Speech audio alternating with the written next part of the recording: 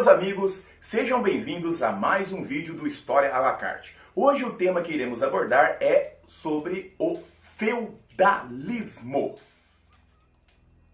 O feudalismo existe justamente num compêndio de estudos conhecidos como Idade Média. A Idade Média inicia-se classicamente no século V e termina no século XV. No entanto, esse período é dividido em dois momentos. Existe a chamada Alta Idade Média, que vai do século V até o século X, e depois a Baixa Idade Média, que vai do século X até o século XV. Neste momento, meus amigos, a Idade Média surge no século V, logo após as invasões dos povos bárbaros que acometeram o antigo Império Romano. Povos como visigodos, povos como ostrogodos invadiram o Império Romano, sendo uma das causas de sua queda. Neste local, que foi tomado pelos povos bárbaros, a Europa Ocidental, nós temos uma transformação no modo de vida. Existe uma fusão entre o modo de vida bárbaro e o modo de vida romano. Essa fusão acontecerá ao longo do século V até o século X. Por isso, nessa modelação, nessa construção, é chamada de Alta Idade Média. Neste momento, na Europa Ocidental, irão surgir os chamados reinos bárbaros, reinos de povos como os godos, os ostrogodos, os francos. E os francos irão realizar o mais importante dos reinos. O reino dos francos será o mais sólido reino que surgiu na Europa Ocidental. Esse reino será tão importante que irá dominar praticamente toda a Europa Ocidental. Ele terá duas dinastias, a dinastia Merovingia, que é a primeira, e a dinastia Carolíngia, que é a segunda. Mas nós trataremos sobre esse reino dos francos num vídeo exclusivamente para eles. O que nós temos de saber é que ao final do reino dos francos surge esse novo modelo de sociedade, que é o foco de nosso vídeo de hoje, que é o feudalismo.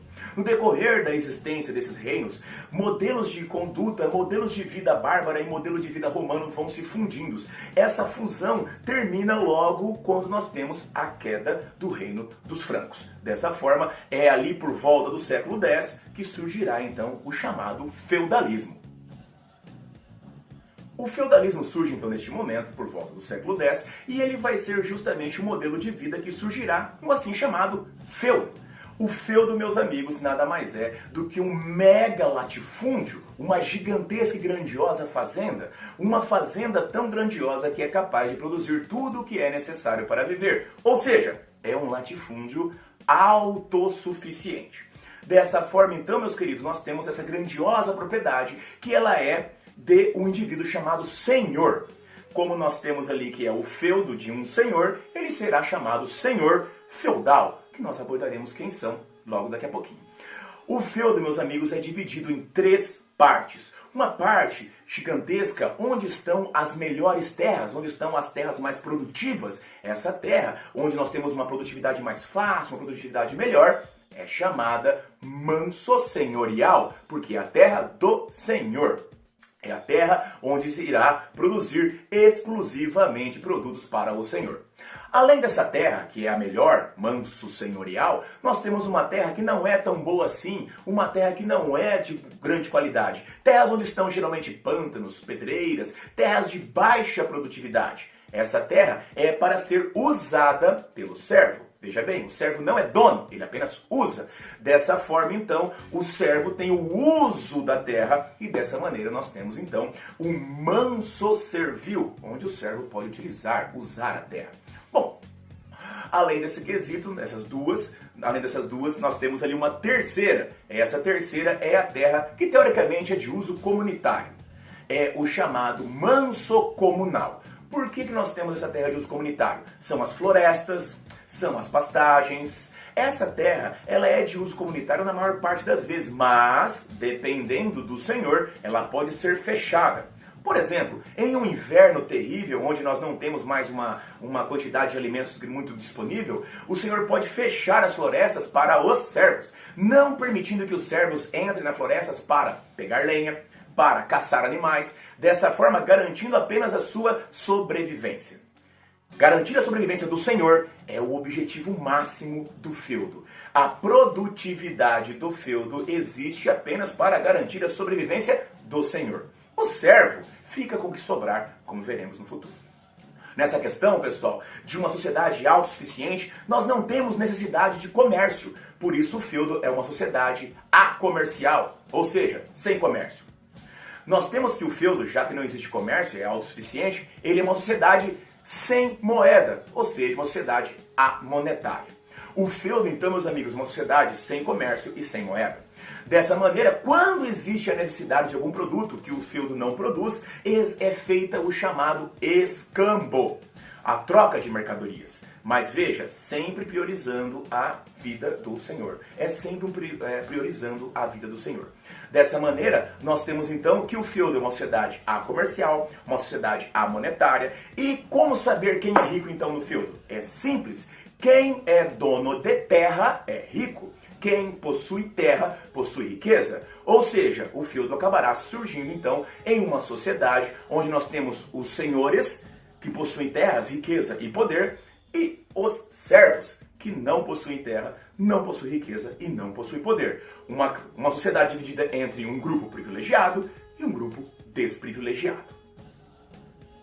A sociedade feudal, como falávamos, ela é dividida entre privilegiados e desprivilegiados. Porém, ela é classificamente dividida em 3 estamentos. O feudalismo é uma sociedade estamental. O que é uma sociedade estamental? Dividida em estamentos ou dividida em estados. Esses estados não possuem mobilidade, ou seja, se você nasceu numa camada privilegiada, você irá morrer na camada privilegiada. Se você nasceu em uma camada desprivilegiada, você irá morrer nessa camada desprivilegiada.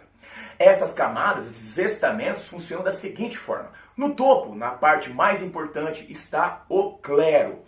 O clero, meus amigos, são os responsáveis pelas orações. Eles nos protegem das forças do mal, nos protegem dos demônios, nos protegem dos seres enviados para corromper a humanidade e dessa forma fazer a humanidade ir para o inferno. Esse indivíduo, o clero, possui um grande poder, pois eles são os únicos que possuem o chamado poder ideológico. É somente o clero que pode ler a Bíblia, é somente o clero que pode interpretar a Sagrada Escritura, é somente o clero que pode oferecer esta salvação contra as forças do mal. O clero, meus amigos, ele tem suas subdivisões. Ele é dividido, por exemplo, em clero secular. O clero secular, meus amigos, é o clero que está em contato com as pessoas, são os agentes que estão falando com os reis, falando com os servos, são os agentes do clero que tomam contato aconselham a administração, aconselham os indivíduos. Esse clero secular, o que está em contato com o mundo profano, o mundo que está aqui na terra, esse clero secular também tem uma subdivisão. O alto clero são os administradores. O alto clero proveniente das camadas nobres são eles os bispos, o papa e os principais líderes religiosos da igreja. Esses indivíduos, o alto clero, administram, estão em contato apenas com os grandes indivíduos, com os grandes senhores, até com os reis. Porém, existe também o chamado baixo clero. O baixo clero, geralmente proveniente das camadas mais pobres, ou seja, dos servos, está em contato justamente com estes servos. Ele toma a confissão da população, ele ouve as lamúrias da população, acalenta a população, oferece um suspiro, oferece um acalento a essas pessoas que estão sempre tão desesperadas em meio ao medo do demônio de acabar indo para o inferno. Esses indivíduos, pessoal, possuem o poder ideológico. Esses indivíduos, o clero, comandam e regulamentam a sociedade. A sociedade medieval, a sociedade feudal é muito, muito, muito religiosa. Inclusive, se você é um cara que desobedece o clero, você é um desobediente, contesta o clero, não acata suas ordens, você é chamado de herege. E um herege, um desobediente, um contestador das ordens clericais, esse indivíduo pode ser severamente punido das mais variadas formas possíveis. Geralmente, esses indivíduos, os hereges, são tidos como pecadores. E geralmente os hereges são tidos como instrumentos da ação demoníaca na terra. Por isso devem ser punidos de forma exemplar. Mas, de uma maneira geral, o clero comanda ideologicamente, comanda a sociedade, oferecendo ali as regras. E essas regras, que são oferidas pelo clero, são justamente criadas pelo chamado clero regular. O clero regular, meu amigo, não está em contato com a população. O clero regular está fechado, são os monges que ficam em isolamento nos mosteiros. Os mosteiros são instituições da qual o indivíduo entra e dedica sua vida ao estudo. Dedica sua vida ao estudo, dedica a criação das regras, a interpretação da Bíblia, a interpretação da Sagrada Escritura, para tentar captar o que Jesus tentou nos ensinar. Esses indivíduos, o clero regular, esses monges que ficam fechados nos mosteiros, eles estão preocupados com a criação e a estruturação das regras eclesiásticas, por isso chamado clero regular. De uma maneira geral, o clero se ocupa desses elementos, dessas conjecturas.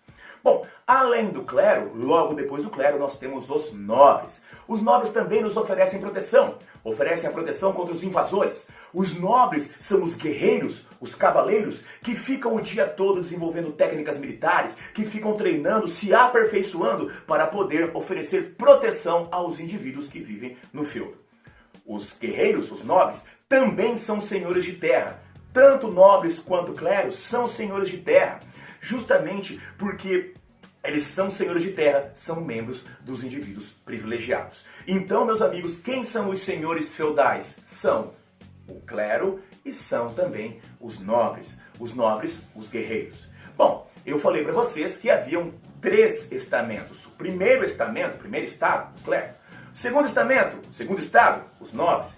Terceiro estamento, o terceiro estado, os servos. Os servos não possuem terra, os servos não possuem riqueza e os servos não possuem poder. Os servos existem única e exclusivamente para obedecer aos senhores. Eles obedecem aos senhores e pagam tributos. Esses tributos podem ser dos mais variados tipos. O servo, meus amigos, ele vive numa relação de servidão. Ele vive para servir ao Senhor. Ele não tem a posse da terra, ele tem apenas o uso da terra. E ele paga tributos.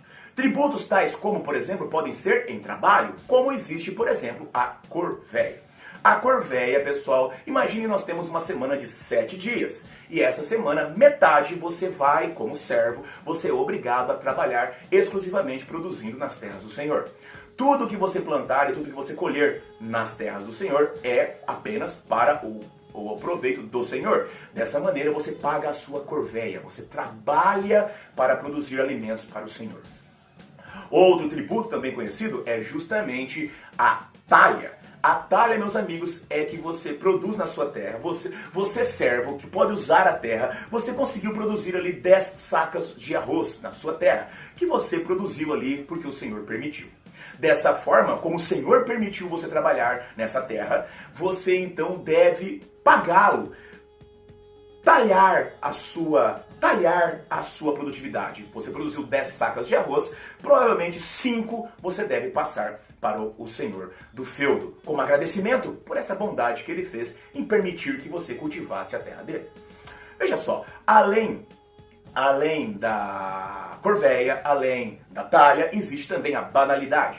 Banalidade, meus amigos, é o pagamento que você, servo, faz ao Senhor por utilizar qualquer mecanismo, qualquer coisa que o feudo possua. Dessa forma, se você precisa usar um moinho para moer o trigo, para moer o arroz, você tem que pagar ao Senhor. E você paga, geralmente, com produtos ou com trabalho. Além disso, existe também o chamado tostão de Pedro. O tostão de Pedro nada mais é do que um pagamento que você faz, geralmente 10% da sua produtividade, para manter a igreja, para manter ali a igrejinha da sua vilazinha que você vive lá. Como você é um servo, você merece, você tem que ter essa igrejinha na vila e você então precisa pagar para que ela exista. Dessa forma você paga o chamado tostão de Pedro, que são 10% da sua produtividade. Além disso, existia o censo. O censo também era um pagamento feito caso nascesse mais alguém na sua família. Se nascesse mais alguém na sua família, você como servo, é mais um indivíduo para consumir os produtos. Então você deve pagar por isso para o Senhor. Se por acaso morresse alguém da sua família, teríamos um outro imposto chamado mão morta. E dessa forma, você também deve pagar para o Senhor para que você para que você possa ter renovado ali os acordos que existem na sua relação servil. Existem várias formas de tributo, e se você precisasse de que o Senhor exercesse a justiça, você servo e um outro servo entrasse em uma disputa e precisasse de que o Senhor fosse lá e decidir quem é o correto, você também deveria pagar para que o Senhor fizesse isso.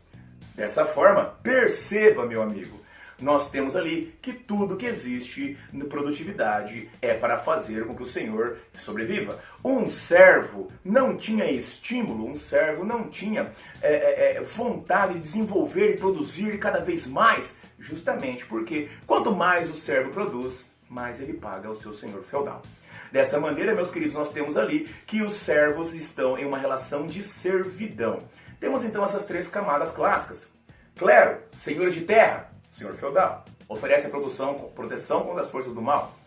Nobres, senhores de terra, guerreiros, senhores feudais, oferece a proteção contra os invasores e as guerras. E os servos, sem terra, sem poder, sem riqueza, eles apenas usam a terra e pagam tributos. Dessa forma, nós temos os três elementos clássicos da sociedade produzida ali no período feudal. Em relação ao poder político surgido no feudalismo, nós temos que ele é um poder descentralizado. Os senhores feudais são senhores total e completamente de todo o poder em suas terras. Então, como existiam vários senhores feudais ali na Europa Ocidental, nós tínhamos vários focos e vários centros de poder. Esse poder não era unificado, não era centralizado da mesma forma que quando existiu, por exemplo, o Império Romano, ou da mesma forma, por exemplo, quando existiu o Reino dos Francos. Nós temos vários senhores feudais e vários poderes surgindo ali nesse momento. Existe uma relação muito forte entre esses senhores, é a chamada relação de sucerania e vassalagem. Um senhor, um nobre, pode ser sucerano de um outro senhor. Como assim? Quando um nobre concede um benefício a um outro nobre, esse benefício pode ser, por exemplo, um pedaço de terra de seu feudo. Esse nobre, eu, senhor feudal, eu confio muito em você, que é o nobre, o meu principal cavaleiro. Dessa forma, eu pego um pedaço da minha terra, do meu feudo, e passo a você. Você que é meu agente de confiança, você que é meu principal comandante, você que é meu principal guerreiro, para que você continue sendo fiel a mim, eu passo esse pedaço de terra a você. Eu serei sucerano de você, que será meu vassalo. Essa maneira de relacionamento só existe entre os nobres, para que os nobres mantenham-se ali fiéis uns aos outros. É claro que às vezes existiam alguns problemas, mas aí então se você me desafiar, eu chamarei todos os meus outros vassalos e iremos combater você. Assim que você for destronado, assim que você for destruído, eu colocarei um outro vassalo em seu lugar, leal a mim. A relação de sucerania e vassalagem funciona dessa forma. Eu, sucerano, eu, senhor sucerano, passo a você um benefício. Pode ser terra, pode ser alguma outra coisa, pode ser a cobrança de um pedágio, uma ponte, não importa. Passo a você um benefício, em troca você me deverá, você será leal a mim para sempre. Para sempre. A relação de sucerania e vassalagem envolve não apenas essa relação de confiança, mas envolve também uma relação de juramento para com Deus. O vassalo jura lealdade a seu sucerano perante ao sucerano e perante a Deus. É uma relação de juramento sagrada. Então, se um vassalo, por acaso, quebrar esse juramento, também está cometendo um pecado mortal. Essa relação de sucerania e vassalagem mantém o poder sólido nas mãos dos senhores. E como existem vários senhores, o poder político é justamente descentralizado. Você pode estar perguntando, professor, mas e os reis? Os reis, meus amigos, como houve a fragmentação de poder, os reis acabam se tornando apenas mais um senhor.